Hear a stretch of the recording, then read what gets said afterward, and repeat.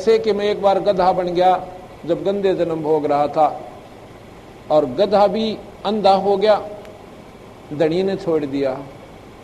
चलता चलता गांव से कम 2-3 मील की दूरी पर जंगल में जाकर एक नाले में गिर गया।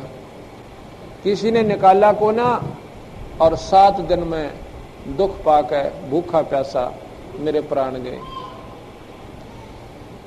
तो वो दिन मुझे याद आऊं से भाई परमात्मा मेरे हृदय तो उतरता है कौन। इस प्रकार महाराज जी बतावे हैं कि अब उसकी थोड़ी सी वाणी प्रमाण देते हैं। सुखदेव मिला महादेव बंका 84 की मिटी न शंका, 78 जन्म गौरी भरमाई, शिव को रूंड माला गललाई। 78 108 71 101 ये गिनती होती है। 78 108 78 जन्म गौरी भरमाई, शिव को रुंड माला गललाई। रुंड माला सिर की माला गले में टांग लिया करते थे।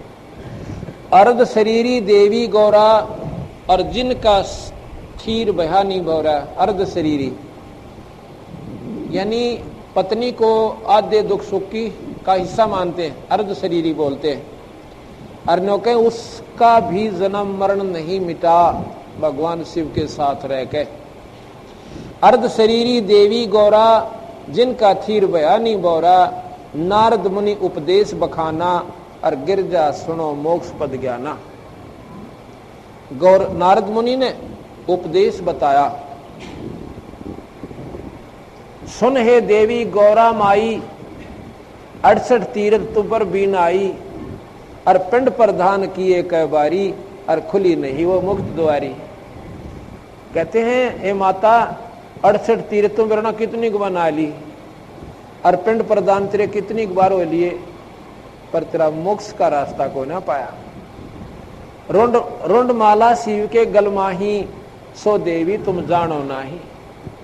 या तेरे सिर के रुंड यानी सिर की माला भगवान शिव के गले में है, तू जानती कोई ना। गिरिभरुंड माला शिव के गले, और गिरजा के सरशीस, भक्ति दुराई देव को ना परस्या जगदीश। तुमरा देवी रूप विशाला, शिव तो पैर रहे रुंडमाला। और प्रलय संख असंख्यों जाई, अमर कच्छ शिव कल के माही। भगवान शिव तो अमर है, कई प्रलय हो जाएंगी। इतने प्रलय होती है, एक महाप्रलय होती है। प्रलय में क्या होता है कि ये जीव जो होते हैं पृथ्वी मंडल के, और स्वर्ग के, और पाताल के, ये तीनों नष्ट हो जाते हैं। ये कई बार नष्ट हो जाते हैं। चौथे युग जब आवेगा, अंत होगा चौथे युग का, तो ये सब नष्ट हो जाएंगे। कुछ भक्त कुछ संत बचेंगे जो हंस आत्मा उस समय भी थोड़ी बहुत भक्ति मार्ग पर लगी हुई होंगी, वो बचेंगी, और सारी पृथ्वी में पानी ही पानी हो जाएगा। इस प्रकार इसको प्रलय कहते हैं। और महाप्रलय होती है जब शिव ब्रह्मा विष्णु सब समाप्त हो जाते हैं, उसको महाप्रलय कहते हैं। ये प्रलय है। प्रलय संख असंख्यों जाही, अमर कच्छ शिव कल के माही। कि संख असंख्यों ये प्रलय हो लेंगी, भगवान शिव इतना मरे नहीं, अमर है। अभी आपको सवेरे बताया था कि इनकी आयु सबसे ज्यादा है। ब्रह्मा 7 ब्रह्मा मर जावें, और एक ब्रह्मा की आयु 7,20,000 चतुर्युग इतनी होती है। उससे 7 से गुणा करे विष्णु की, उससे 7 से गुणा करे फिर शिव की। इतने में बिरना कितने चतुर्युग हो लेंगे।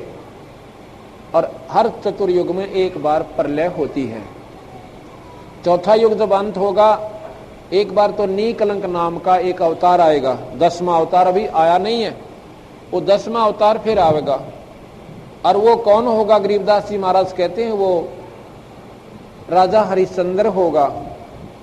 वो 10वां अवतार बन के आवेगा, और उस समय इतने कृतघ्नी जीव हो जाएंगे मनुष्य के धरती पर राम नाम की चर्चा नहीं रहेगी, और पाप कर्मों की गिनती नहीं रहेगी। सारे प्राणी सारे कम ज्यादा से ज्यादा 1.5 फुट के हो जाएंगे, इससे ज्यादा नहीं रहेंगे ऊंचाई इनकी। 5 साल की लड़की के बच्चे होया करेंगे। अब 5 साल की लड़की का बच्चा होगा, वो कितना पहलवान होगा, चूहा जोड़े, और कहते हैं बिल खोद कर आया करेंगे। ये गरीबदास जी ने आज से आगे आने वाली लाखों वर्ष के पहले की बात यहां में लिख रखी है। अब आप देख रहे हो जो पहले लड़के और लड़कियां, आदमी और औरत इतने ठाड़े ठाड़े हुआ करते, को 9-9 फुट के दरवाजे हुआ करते पहला, अरे ये 6.5 फुट के उड़ गे रहे हैं, उनमें तड़ेगा कि कितने निकल जाओ। अब कितनी कमी होगी, बच्चों ने देख लो उनके शरीर में, और आज से पहले के बच्चों के और मनुष्यों के शरीर देखो। तो अभी तो ये शुरुआत है कलयुग की, सारा थोड़ा सा उम्र गई है इसकी कलयुग की, और अंत होगा जब लाखों वर्ष के बाद, उस समय ऐसी हालत जीव की हो जाएगी। उस समय ये राजा हरिश्चंद्र जो स्वर्ग के अंदर है वो 10वां अवतार बन का होगा। इन सब उनकी कहते हैं 7 हाथ की खड़ग होगी, 7 हाथ की, और फिर एक मारेगा और 50 सन एक वैसा नीसी काटेगा। जैसे परशुराम जी ने अक्षत्री जब अभिमानी ज्यादा हो गए थे और फरसे गेला नाड़ काट दी थी, किसी का हथियार भी ना उठा था। इसी प्रकार वो अवतार शक्ति अपनी विशेष शक्ति के युक्त आता है, वो दूसरों को निष्क्रिय कर देता है। ऐसी हालत उस युग में होगी। तो परलय संख असंख्यों जाही, अमर कथ शिव कल के माही, अमर कथ शिव है अनुरागी, और तुम देवी गौरी दिल त्यागी। तुम्हारे मन में परमात्मा शिव ने आपको दिल से त्याग रखा है। किस प्रकार? उन्होंने के प्यार नहीं करता, लेकिन इस मंत्र के देन जोगी तुम हुई को ना, आपने इतनी श्रद्धा नहीं बनाई। मूल मंत्र नहीं नाम सुनाया, ताते कल्प हो तेरी काया, महादेव देवन पति देवा, जा की करीना गौरी सेवा। एक तो सेवा पति रूप में और एक सेवा गुरु रूप में। गुरु रूप में जो सेवा होती है वो ईश्वरीय शक्ति का प्रतीक मानकर वो भाव एक भिन्न होता है, उसमें विकार रहित होता है, एक परमात्मा में आस्था होती है। महादेव देवन पति देवा, जाकी करीना गौरी सेवा। ये नारद जी पार्वती माता को विधिवत शास्त्र की रीति बता रहे हैं। करबंधन कर शीश नमाओ, तन मन अर्पो शीश चढ़ाओ। ने बोले हाथ जोड़ के और चरणा में पड़ जाना उसके भगवान शिव के, और जब जाकर बात बनेंगे। करबंधन कर शीश नमाओ, नमाओ माने नमन करो, और तन मन अर्पो शीश चढ़ाओ। और पहले तो नखरे से तो बोलती थी, आवत थी जब जाके हम कह आज सब्जी ना लाए हैं, छोरे के जूते ना लाए, घर पाछा बड़ा, पहले हम ये जवाब करें। और उस दिन एक सिद्ध आते ही और चरणा में गिर गई। शिव है मोक्ष मुक्ति के दाता, अर्थाते भेद कहूं गौरी माता। चरण गहो चिंतामणि केरा, ताते प्राण अभय हो तेरा। कमल रूप देवी दिल कीना, नारद मुनि फिर उपदेशी चीना। कमल रूप, कमल का पत्ता पे कोई धूल नहीं लगती, कमल के फूल पे कोई कीचड़ नहीं लगता, और ना पानी डटे, इतना कोमल होता है, इतना निर्मल होता है। कहते हैं कमल रूप देवी दिल कीना, कति निर्मल होगी, इतनी आत्मा उसमें लगन लागी मालिक में कि इब कान दे भगवान ने, मैं तो चरण पकड़ कर छोड़ू ना कोना। कमल रूप देवी दिल कीन्हा, और नारद मुनि उपदेशी चीन्या। जद आए शिव मंगल अवधूता। अवधूत कहते हैं जो केवल एक कपड़ा लंगोट अपना तन पर रखें, मर्ग छालासी, और बाकी शरीर से नंगा रहें, उसको अवधूत कहते हैं। जो वो कोई भी हो, ऐसी स्थिति में जो संत रहता है उसको अवधूत नाम से जाना जाता है। जब आए मंगल, मंगल कहते हैं घर में, जब आए शिव मंगल अवधूता, और देवी चरण लिए सतरूपा। सतरूपा यानी सच्चे भाव है, और कतिनो अंतःकरण की पुकार के साथ और चरणों में गिर जाती है। देवी चरण लिए सतरूपा, चरण पकड़ रोवत है बाला, और ये मोरे शीश की है रुंडमाला। चरण पकड़ कर वो बालक, वो बाला, वो लड़की रोने लग जाती है देवी पार्वती। मोसे भक्त दुराई देवा, मैं जानी नहीं तुम्हारी सेवा।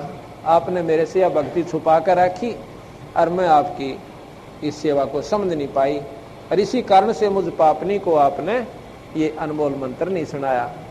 जब अपने आप को वो कोसन लगी, रोने लगी, तो शिव जी ने कहने लगे आज मैं नाम दूंगा तेरे को। मोसे भक्ति दुराई स्वामी, हमसे वेद कहो निजदामी। मैं अबला हूं बारी बाड़ा भोरी, अब पार नभाओ हमारी डोरी। मैं बाला हूँ अबला हूँ, अबला माने कमजोर सी, मैं अधीन हूँ आपके।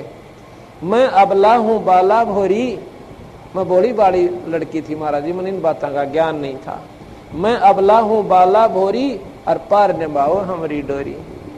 पूर्व जन्म की कथा सुनाओ और मूल मंत्र हमको शिव गौराहो।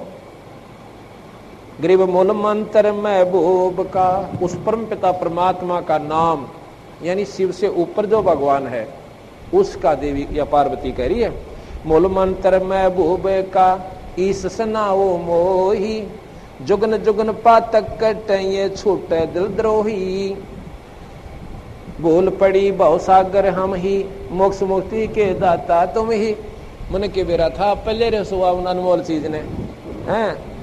बोल रही भव सागर हम ही, मोक्ष मुक्ति के दाता तुम ही। शिव शीश पकड़ सुन देवी बाता, को उपदेशी मिला विदाता। शिव जी उसके सिर पर रोए थी ना, नीचे तरण करके सिर करके शरणा में, उसका सिर पकड़ के ऊपर बैठाया। अक बात बता, ये तेरा ज्ञान तक हो ना, ये कौन उपदेशी मिला विधाता। अब तेरे तो ये अनमोल बात कौन बताएगा जो तेरे समझ में आएगी। और ना तन्नर कौन बना ले। कोई समय आता है परमात्मा जब मेहर करें और पिछले संस्कार उदय हो जाए, एक बात ठेस पहुंचा जाती है इस प्राणी का और जीवन बदल जाता है। सत्संग का इतना गजब प्रभाव उससे। सत्संग दो प्राणी बैठ के भगवान की चर्चा करते हैं, वो भी सत्संग कहलाता है।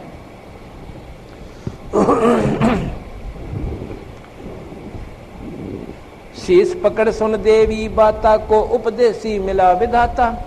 ये तो ना ही ज्ञान तुम्हारा, हम सुभेद कहो परवारा। ये तेरी बुद्धि की बात तक हो ना जो आज बोलने लग रही है। आप ये बताओ आपको कौन मिला। गिरजा कहे सुनो शिव स्वामी, तारण तरण आद घन नामी। नारद मुनि उपदेश समोदम, कीना ज्ञान ध्यान परमोदम। नारद जी मिले थे, उन्हें मेरे को ये ज्ञान सुनाया था। शिव समर्थ बोलते हैं जब ही, गौरी ज्ञान सुनाया तब ही। कोट कलप पर ले जुग बीती, ज्ञान दान सब ही परचीती। तुमरा मन नारद मुनि फेरा, सुनो ज्ञान तुम गौरी मेरा।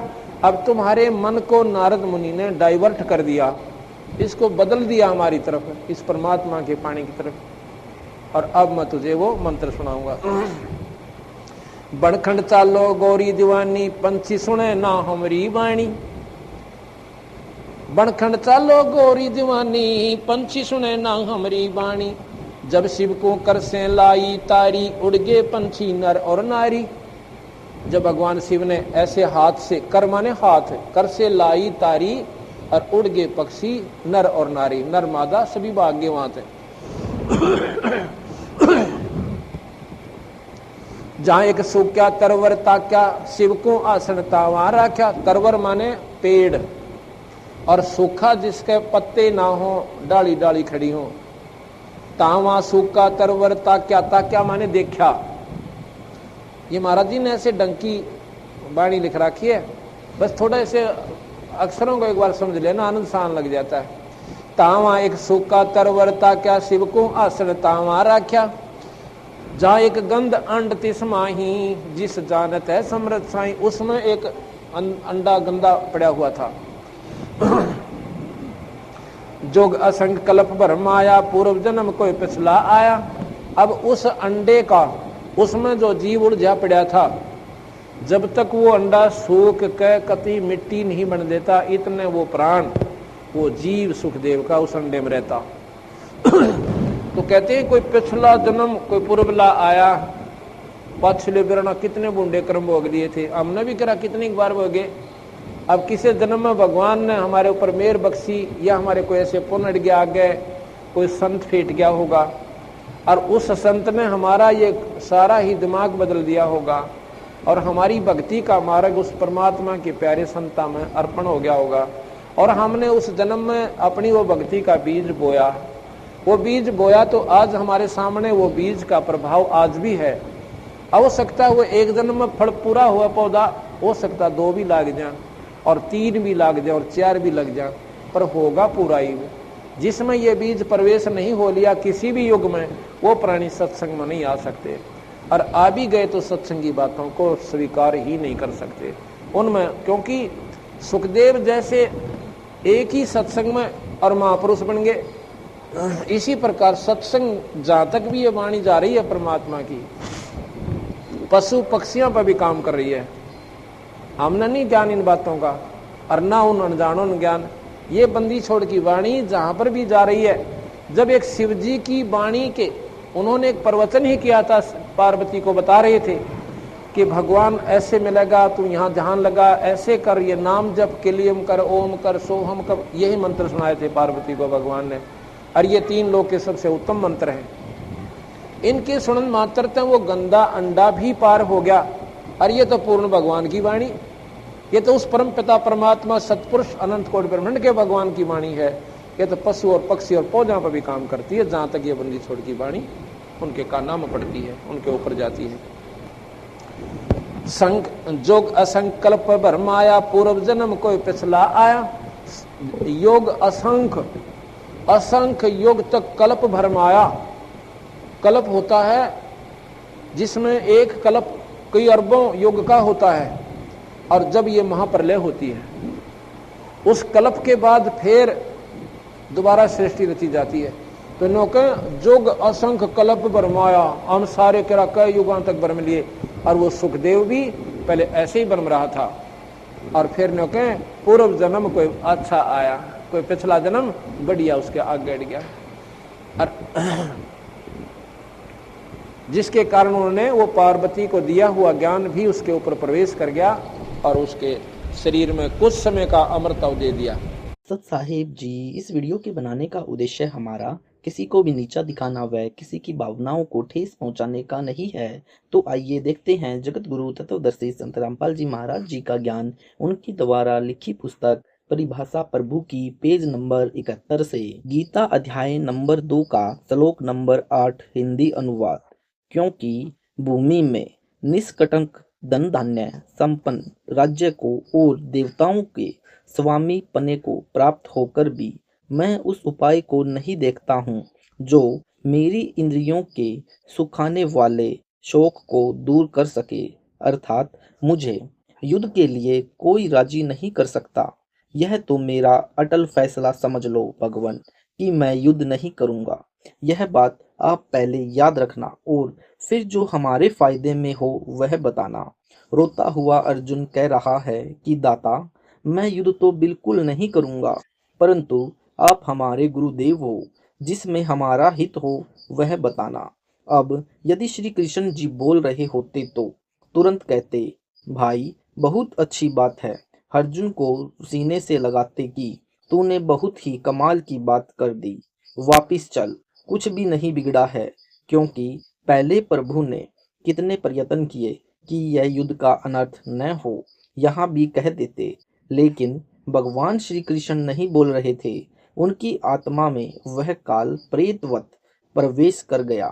मेरे पूज्य गुरुदेव ने कहा कि पुत्र, ये मेरे पास संक्षिप्त महाभारत है, यह ले जा।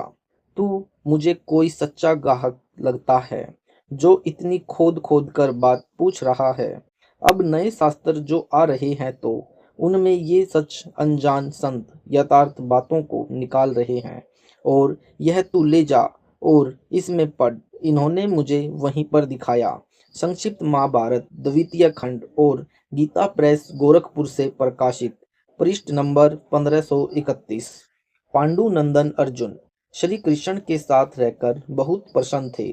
उन्होंने एक बार उस रमणीय सभा की ओर दृष्टि डालकर भगवान से यह वचन कहा, देवकी नंदन, जब युद्ध का अवसर उपस्थित था उस समय मुझे आपके महात्म्य का ज्ञान और ईश्वरीय स्वरूप का दर्शन हुआ था, किंतु केशव, आपने स्नेहवश पहले मुझे जो ज्ञान का उपदेश किया था वह सब इस समय बुद्धि के दोष से भूल गया है। उन विषयों को सुनने के लिए बारंबार मेरे मन में उत्कंठा होती है। इधर आप जल्दी ही द्वारका जानने वाले हैं, उन्हें वह सब विषय मुझे सुना दीजिए। Page number 72। श्री कृष्ण बोले, अर्जुन, उस समय मैंने तुम्हें अत्यंत गोपनीय विषय का श्रवण कराया था। अपने स्वरूप भूत धर्म सनातन पुरुषोत्तम तत्व का परिचय दिया था और नित्य लोकों का भी वर्णन किया था, किंतु तुमने जो अपने नासमझी के कारण उस उपदेश को याद नहीं रखा, यह जानकर मुझे बड़ा खेद हुआ है। उन बातों को अब पूरा पूरा स्मरण होना संभव नहीं जान पड़ता। गुरुजी ने बताया कि बच्चों, ध्यान से पढ़, भगवान स्वयं तो कह रहे हैं कि मैं तो दोबारा नहीं बता सकता ज्यों का त्यों, और अर्जुन पर डांट मार रहे हैं कि तूने याद क्यों नहीं रखा। यह जानकर मुझे बड़ा खेद हुआ। बुद्धिहीन, तूने उस गीता की ज्ञान को याद क्यों नहीं रखा। पांडु नंदन, निश्चय ही तुम बड़े श्रद्धाहीन हो, तुम्हारी बुद्धि अच्छी नहीं जान पड़ती। अब मेरे लिए उस उपदेश को ज्यों का त्यों दोहराना कठिन है, क्योंकि उस समय योग युक्त होकर मैंने परमात्म तत्व का वर्णन किया था। गुरुजी ने कहा कि अब ध्यान से विचार कर, केवल पढ़ने मात्र से ही नहीं इनका निष्कर्ष निकलेगा, तब बात बनेगी। भगवान श्री कृष्ण अगर बोल रहे होते, उन्होंने अगर गीता बोला होता तो ये नहीं कहते कि मुझे गीता कुछ याद नहीं, और अर्जुन पर डांट लगा रहे हैं कि श्रद्धाहीन, बुद्धिहीन है तू, इस निर्मल उपदेश को याद क्यों नहीं रखा। मेरे गुरुदेव ने मुझे बताया कि मैं बोल रहा हूँ और आप ज्ञान सुनो। यदि मैंने बोला है तो मेरे से कभी सुन लेना, और तुझे कहूँ कि तूने क्यों नहीं याद रखा और मुझे याद नहीं। इन बातों को मैं फिर तेरे से कहूँ तो इससे सिद्ध होता है कि मैंने नहीं बोला, मेरे अंदर कोई और ही शक्ति बोल रही थी। अब श्री कृष्ण जी अर्जुन पर डांट लगा रहे हैं कि बुद्धिहीन, श्रद्धाहीन, तूने वह याद क्यों नहीं रखा, और अब मेरे से वह ज्यों का त्यों दोहराना संभव नहीं है। अर्थात मैं उस ज्ञान के, गीता जी के ज्ञान को नहीं बता सकता। गुरुदेव ने बताया कि विचार कर कि महर्षि वेद व्यास जी ने यह गीता फिर लिख दी, श्री कृष्ण को याद नहीं, और वेद व्यास जी ने फिर ज्यों की त्यों लिख दी, जो आज हमारे पास उपलब्ध है और मान्य है। उस समय वह काल वेद व्यास जी की आत्मा में प्रवेश करके इन सब का लेखन कार्य करवा गया। वह ऐसे चाल चलता है, इनको पता नहीं लगने देता। इस बात को सुनकर यह दास बड़ा बाध्य हुआ। मन एकदम चकित हुआ कि वास्तव में यह बात तो कुछ और ही है। फिर मैंने कहा कि भगवान, फिर यह काल क्या है, यह कौन है, यह क्या चक्कर है। Page number 73। तब मेरे गुरुदेव ने बताया कि जो काशी के अंदर जुलाहा कबीर आए थे, वे स्वयं अनंत कोटि अर्थात सर्व ब्रह्मांडों के मालिक है। यानी अब यह एक और नई बात और मन में नहीं समावे। कबीर तो एक जुलाहा था, हमारे मन में जो ज्ञान घुसा हुआ था वह तो एक जुलाहा था, एक कवि था। उसने दोहे तो लिखे हैं, बाकी भगवान नहीं हो सकता, क्योंकि ब्रह्मा विष्णु महेश सर्वस्वा हमारे पहले के अधूरे गुरु ऐसे बताया करते थे। जब यह दास किसी से मिलता था, उनसे पूछा करता था, तो वे बताते थे कि ब्रह्मा विष्णु महेश तो अजर अमर हैं, इनका कोई माता पिता नहीं, यही सर्वलोकों के अधीश्वर हैं, ये सर्वस्वा हैं, सर्वलोकों का संचालन किए हुए हैं। और फिर बताते थे कि ये तीन लोक के भगवान हैं, और फिर यह भी बताते थे कि रजगुण ब्रह्मा, सतगुण विष्णु, तमगुण शिव जी, ये तीनों एक एक गुण युक्त हैं। हमारी बुद्धि में तो कुछ आया ही नहीं था, क्योंकि ऐसे गुरुजी मिले हुए थे, उनको स्वयं ही ज्ञान न था। गुरुजी ने पूछा कि क्या आया तेरे मन में, क्योंकि डॉक्टर को पता होता है कि यह दवाई खाएगा तो कैसा प्रभाव करेगी। मैंने कहा, महाराज जी, मेरी बुद्धि तो बिल्कुल काम करना बंद कर गई, मेरी बुद्धि तो काम ही नहीं करती। आप ही बताओ जो कुछ कहना है। स्वामी राम देवानंद जी ने मेरे से कहा कि तू ऐसे कर, सृष्टि रचना पढ़ कबीर सागर से, कबीर साहिब द्वारा विश्व की उत्पत्ति का ज्ञान। मैं एक कबीर सागर लाया, उसके 4 भाग बनवाए, मैंने वह सृष्टि रचना कबीर साहिब की लिखी हुई पढ़ी। अब मन में यह आए कि कबीर साहिब की लिखी हुई पर कैसे विश्वास करूं। उसमें लिखा था, धर्मदास जी ने कबीर साहिब से पूछा था कि सृष्टि की उत्पत्ति बताने की कृपा करें। तब कबीर साहिब ने धर्मदास जी को सृष्टि रचना का ज्ञान सुनाया। यानी यह सभी के साथ ऐसा ही होता है। जो इस नए ज्ञान को सुनता है, जैसा इस दास के साथ हुआ। और मेरे गुरुदेव भी बता रहे थे कि बेटा, मेरे साथ भी ऐसा ही हुआ था। पर यह कड़वी दवाई एक बार खा गए तो जिंदगी भर का सुख हो जाएगा। फिर यह बरमणा नहीं रहेगी। लेकिन यह पढ़ते सुनते रहना। मैंने वह सृष्टि रचना कबीर साहिब की द्वारा लिखी हुई पढ़ी। उसमें क्या लिखा था मैंने वह पढ़ी, पर मेरे समझ में कुछ नहीं आई, क्योंकि 37 साल की उम्र दास की हो गई थी। सितंबर 1951 में दास का जन्म हुआ और ये 1988 की बात है। Page number 76। जब इस दास का भाग्य उदय होने लगा। अभी तक मैंने न जाने कितने संतों के भी सत्संग सुने थे और शास्त्र भी पढ़े थे, लेकिन हमारी बुद्धि में यह नहीं आया कि ब्रह्मा विष्णु महेश के भी माता पिता हैं। और अब यह मन में उथल पुथल हुआ। कबीर साहिब यानी कबीर देव लिखा है कि उसके पुत्र हैं तीनों देवा, ब्रह्मा विष्णु महेश। ये काल के पुत्र हैं और ये अंधे जीव करते हैं सेवा, माने पूजा। ये अनजान ज्ञानहीन प्राणी इन्हीं की पूजा सेवा करते हैं, ऐसा कबीर साहिब की वाणी बता रही है। और यह दास इसको पढ़कर मन मन में बड़ा नाराज हो रहा है। सतपुरुष काहू नहीं चिन्हा, काल पाए सभी गहलीना। सतपुरुष को कोई नहीं समझ पाया। इस काल भगवान यानी शर पुरुष को ही सबने पूर्ण परमात्मा मान लिया। ब्रह्म काल सकल जग जाने, आदि ब्रह्म का ना पहचाने। तीनों देव और अवतारा, ताको बजे सकल संसारा। तीनों देवताओं को और फिर इनके अंश अवतारों को ही यह सारा संसार भज रहा है, ऐसा कबीर साहिब की वाणी में लिखा है। तीनों गुण का यह विस्तारा, धर्मदास मैं कहो पुकारा।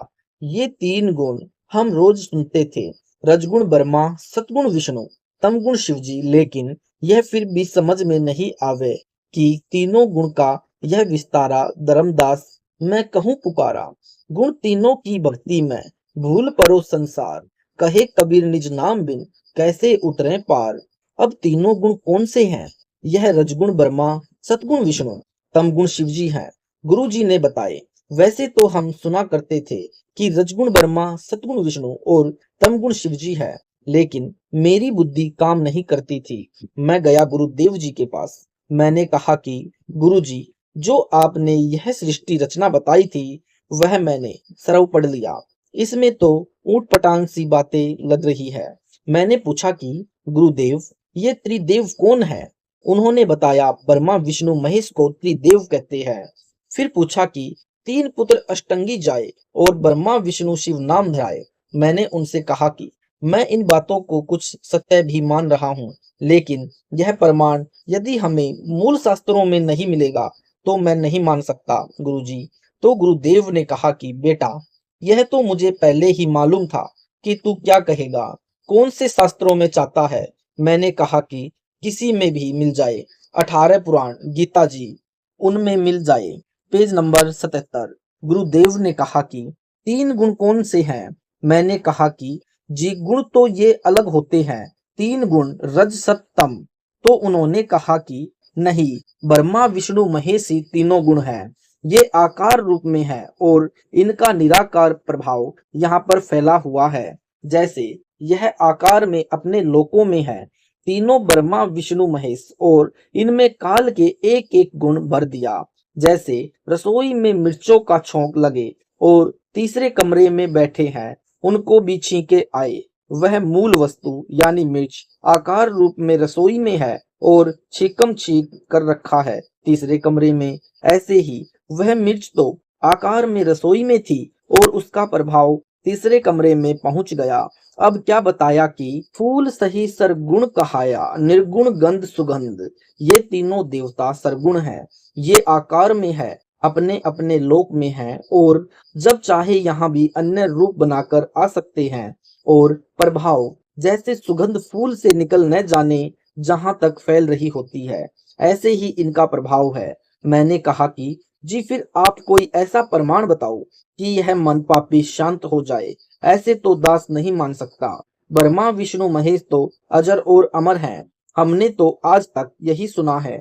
गुरुदेव पहले तो हंसे और फिर कहा कि पुत्र, यह बात ऐसे ही होती है, मुझे भी ऐसे ही लगा था जो तेरे साथ आज बन रही है, लेकिन सत्य के सामने इस असत्य को हारना पड़ेगा।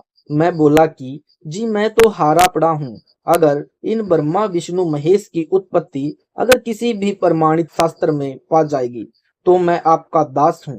गुरुदेव ने कहा कि पहले गीता में देख, 14वें अध्याय का 3रा और चौथा 5वां श्लोक। अब गीता जी को मैं साथ लिए हुए था। मैंने कहा कि लो जी। गुरुदेव ने कहा कि पढ़कर सुनाओ। मैंने गीता जी के अध्याय नंबर 14 के श्लोक नंबर 3, 4, 5 पढ़कर सुनाए। अन्य शास्त्रों में ब्रह्मा विष्णु तथा शिव की उत्पत्ति का प्रमाण, गीता अध्याय नंबर 14 का श्लोक नंबर 1 हिंदी अनुवाद। ज्ञानों में भी अति उत्तम उस परम ज्ञान में फिर कहूंगा, जिसको जानकर सब मुनिजन इस संसार से मुक्त होकर परम सिद्धि को प्राप्त हो गए हैं। गीता अध्याय नंबर 14 का श्लोक नंबर 3 हिंदी अनुवाद। हे अर्जुन, मेरी मूल प्रकृति संपूर्ण प्राणियों की योनि है, अर्थात गर्भाधान का स्थान है और मैं ब्रह्म काल उस योनि में गर्भ को स्थापन करता हूँ। उस संयोग से सब प्राणियों की उत्पत्ति होती है। गीता अध्याय नंबर 14 का श्लोक नंबर 4 हिंदी अनुवाद। हे अर्जुन, सब योनियों में जितनी मूर्तियां अर्थात शरीरधारी प्राणी उत्पन्न होते हैं, मूल प्रकृति तो उन सब की गर्भ धारण करने वाली माता है और मैं बीज को स्थापन करने वाला पिता हूँ। गीता अध्याय नंबर 14 का श्लोक नंबर 5 हिंदी अनुवाद। हे अर्जुन, सतगुण रजगुण और तमोगुण ये प्रकृति से उत्पन्न तीनों गुण अविनाशी जीवात्मा को शरीर में बांधते हैं, अर्थात ये तीनों गुण उलझाए रखते हैं। मैंने गुरुदेव से पूछा कि जी ये तीनों गुण क्या हुए, यह प्रकृति क्या है? यानी प्रकृति से जैसे हम कहते हैं न प्रकृति, कुदरती स्वभाव से प्रकृति ऐसे मानते थे 25 प्रकृति।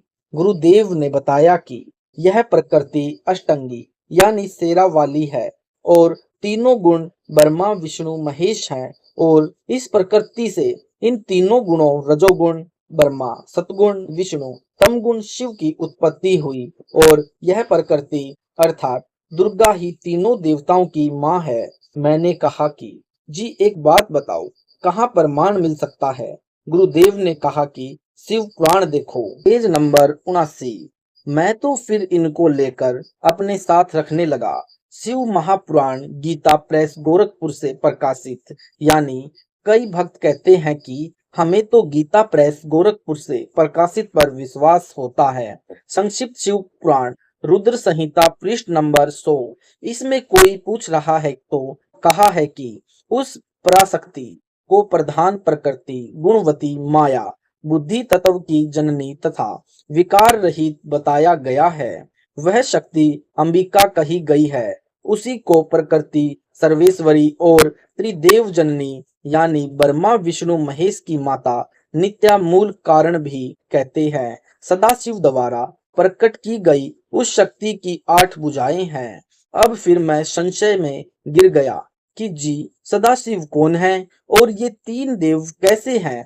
तो उन्होंने कहा कि बेटा यह तो बाद में बताऊंगा, पहले यह देख ले कि यह प्रकृति यह 8 भुजाओं वाली शेरा वाली है, दुर्गा है, इसी को प्रकृति कहते हैं। और फिर कहा कि आगे देख। मैंने पूछा कि गुरुदेव ये सदाशिव कौन है? गुरुदेव ने बताया कि भाई यह काल है और यह इस ब्रह्मांड में ब्रह्मलोक के अंदर 3 रूप बनाकर रहता है।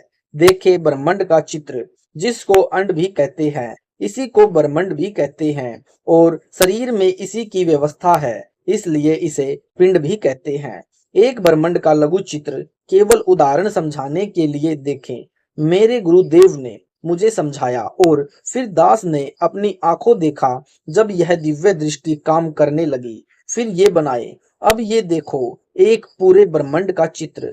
इस एक ब्रह्मांड में ब्रह्मा, विष्णु और शिव, ये तीन प्रभु हैं। पृथ्वी से नीचे 7 लोक हैं। सबसे नीचे पाताल लोक है। तलातल, महातल, वितल, अतल, रसातल, सुतल।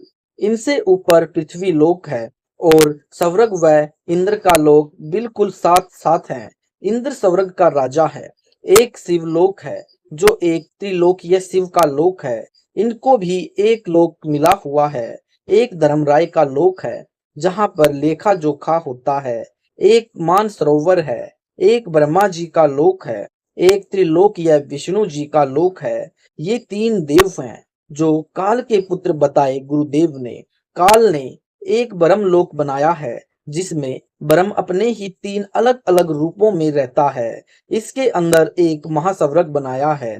इसमें एक महास्वर्ग है और फिर एक नकली सतलोक, नकली अलखलोक, नकली अगमलोक, नकली अनामी लोक यहाँ भी इस काल ने रचे हुए हैं जीवों को धोखा देने के लिए। और ब्रह्मलोक में ही प्रकृति देवी का भी लोक है। मेरे गुरुदेव ने बताया कि इस काल भगवान ने यानी ज्योति स्वरूपी निरंजन ने ब्रह्मलोक के अंदर 3 गुण प्रधान क्षेत्र बना रखे हैं। Page number 80।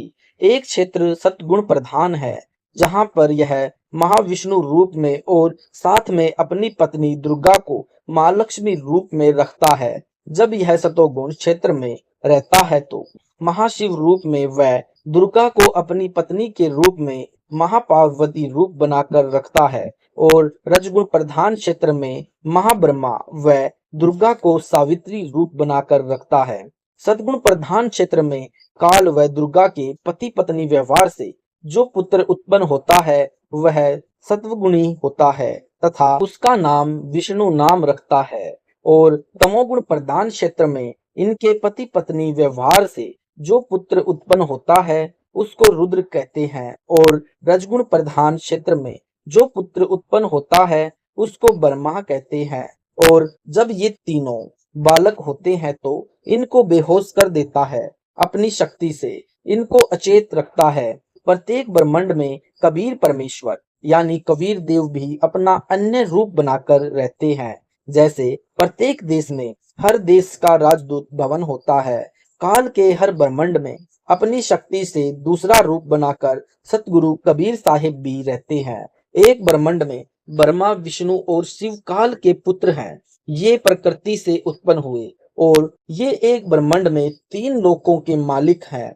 ब्रह्मा रजोगुण यानी पैदा करके संतान उत्पत्ति करवाता है और फिर यहाँ की सुख सुविधाओं को प्राप्त करने की इच्छा पैदा करता है। और विष्णु इन सब की स्थिति बनाकर रखता है, एक दूसरे में मोह ममता बनाकर रखता है। और शिव फिर इन सब का संहार करता है। मैंने पूछा कि गुरुदेव, यह तो मैंने पहली बार आपसे सुना है कि कोई और भी ब्रह्मा विष्णु शिव रूप बनाकर काल कहीं पर रहता है। गुरुदेव ने कहा कि देवी भागवत महापुराण का 3रा स्कंद पढ़ना ध्यान से। इस दास से कहा कि अभी तक आप इनको अजर अमर मानते थे। मैंने कहा कि मानता क्या, अभी भी मानता हूँ, पढ़ भी रहा हूँ, फिर भी हृदय से यह स्वीकार नहीं हो रहा है कि ये जन्म और मृत्यु में है, अर्थात इनके कोई माता पिता हैं। गुरुदेव ने कहा कि पुत्र, यह काल भगवान ब्रह्म भी कहलाता है, इसी को सदाशिव भी कहते हैं। इसने यह जाल फैला रखा है। जो आपने पढ़ा, यह 21 ब्रह्मांड का चित्र देखें। यह एक ब्रह्मांड है और ऐसे 5 ब्रह्मांडों का ग्रुप बनाकर एक महाब्रह्मांड बना रखा है। ऐसे ऐसे ये 4 महाब्रह्मांडों में काल ने 20 ब्रह्मांडों को रोक रखा है। और यही काल सदाशिव, यही विष्णु और यही ब्रह्मा भी कहलाता है, क्योंकि यह अलग से रहता है। इसने एक महाब्रह्मांड जितना क्षेत्र अकेले ने रखा है। इन जीवों को धोखा देने के लिए नकली सतलोक, नकली अलकलोक, नकली अगमलोक, नकली अनामी लोक आदि बनाकर भ्रमित किए हैं। सत साहिब जी, यह वीडियो आपको अच्छा लगा तो इस वीडियो को लाइक करें, शेयर करें, कमेंट करें। अगर आप हमारे चैनल पर पहली बार है तो हमारे चैनल को सब्सक्राइब करना न भूलें। सत साहिब जी, मिलते हैं अगली वीडियो में।